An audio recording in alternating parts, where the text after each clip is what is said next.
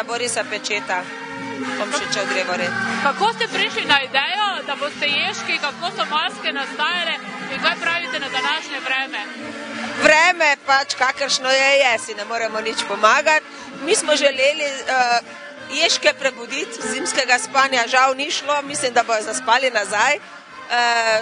Ideja je pa nastala o pesmicah, spoznavanju ježa pred zimo, zimskem zaspancu in smo rekli, zakaj ne. Pesmica mi je bila všeč, ki smo se jo učili in smo rekli, zakaj ne, lahko nastane z našim delom, tako da otroci so sami kaširali, pri delu zelo uživali in tako je nastala. Beli medved prihaja odkot? Ja, iz severnega pola, ne? Tam, ko se skimi tudi doma. Ampak trenutno pod kateri vrtec sodite? Mišmaš, vrtec Tezno. Ta vrtec je dobil posebno nagrado kot nekako v soočenju narave, živalic, rastlin in vsega. Kako ste pravzaprav prišli na to idejo, z ozirom, da vidim, da ste tudi starši sodelovali, ne samo otroci in vzgojiteljice?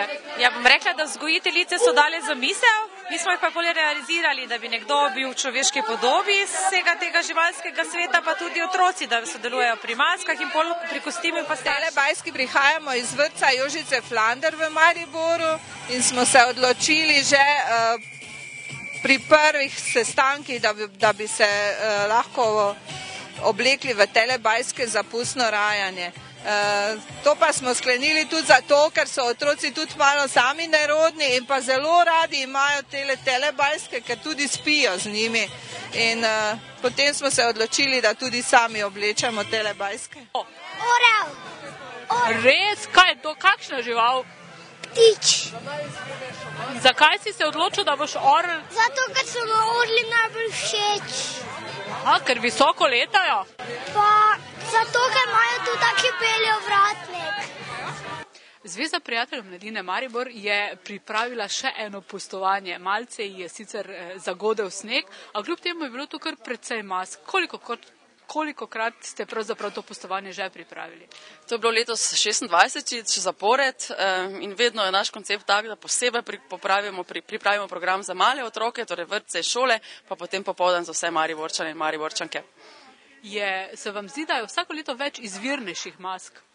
Ja, to težko ocenjujem, ampak trudimo se, da predvsem te otroke z njihovimi učiteljicami vred spodbudimo k čim več ustvarjalne energije pred pustom, da potem pokažejo tisto, kar so se natrudili narediti.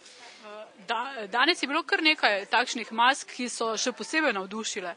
Jaz mislim, da vrtec Tezno kar navdušil, predvsem z svojim sporočilom, torej njihova skupinska maska se je imenovala Sobivanje ljudi in živali na zemlji, kar pomeni, da ne samo, da so ustvarjali ves ta predpustni čas, pač pa, da so tudi želeli neko sporočilo nam dati, torej imejmo se radi, varujmo ta planet in tako dalje. Popoldan bo tudi povor, kako takrat pričakujete?